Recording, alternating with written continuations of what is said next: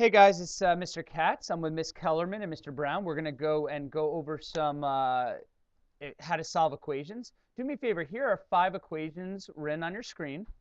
Do me a favor, and if you pause the video and try to do all these on your own, it'll be really beneficial because then I'll do them and you could check to see if you got them right. But these are the equations that we learned how to solve this week.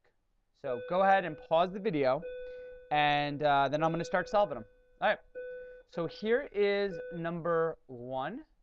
It is -5 plus x equals 20. So we have to somehow, right here is where my variable is, the x. So we have to somehow solve this so all I'm left with is x equals. Well, to do that, I have to get rid of this guy right here, which is -5 or -5.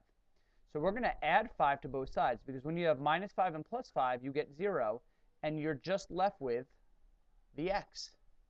So if I did it on this side of the equation, I'm going to do it on this side of the equation. And 20 plus 5 is 25. So we have x equals 25. To check, I can take my equation. Instead of -5 plus x, I now think x is 25.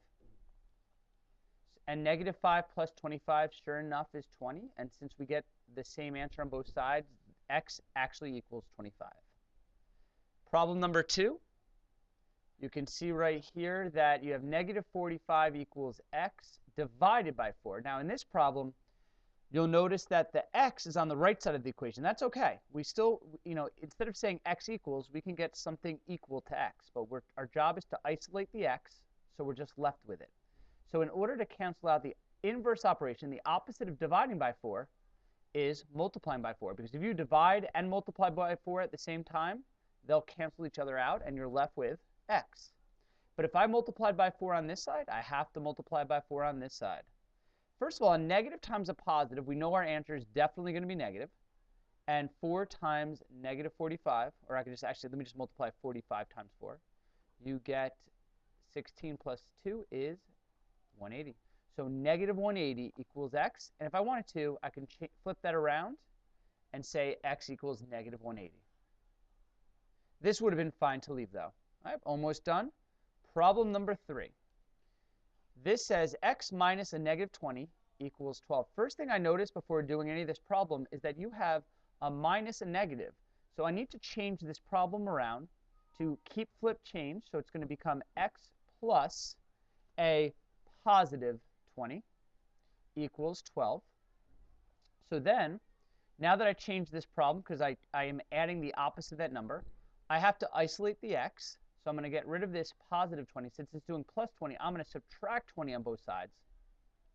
And the reason why I'm choosing to subtract 20 is when you're adding 20 and subtracting 20, it cancels each other out. You're left with x equals, and then 12 minus 20. Let me do that problem off on the side. 12 minus 20.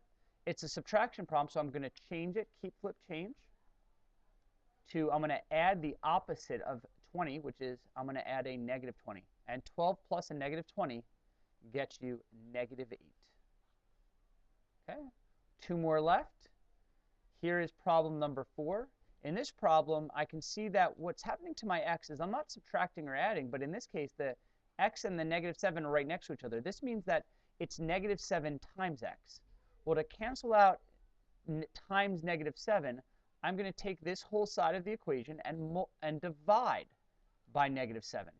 Because if they're multiplying by -7, I want to divide by -7. That'll cancel it out, and I'm left with x equals 70 divided by that same -7 is a -10. Because a positive divided by negative is -10. Last one, I think it's the last one, number 5. -14 equals x minus 25. So first of all, I'm going to notice here that the number and the variable are not next to each other. There's a subtraction sign. So you're subtracting here. So since you're subtracting, we're going to go ahead and do the opposite of subtract. We're going to add 25. -25 and plus 25 will cancel out. You're left with x. I'm going to bring down my equal sign. And since I added 25 on this side, I'm going to add 25 on this side. So I'm left with -14. I'll do that on the bottom. Plus 25. You're adding a positive and a negative. So you actually end up subtracting. And you get 11.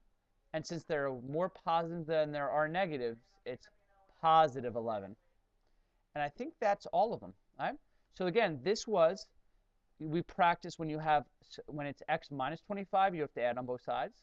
When they're multiplying, you have to do the opposite, which is divide by that same number. When they were subtracting, we changed the problem, but then we did the opposite, which was minus. Here, they were dividing, so we chose to multiply. And in the first problem, it was negative 5 plus x, so we had to get rid of the negative 5 by adding 5 on both sides. So again, hopefully, please feel free to watch that video again, but I hope it helps review what we learned the last 3 days.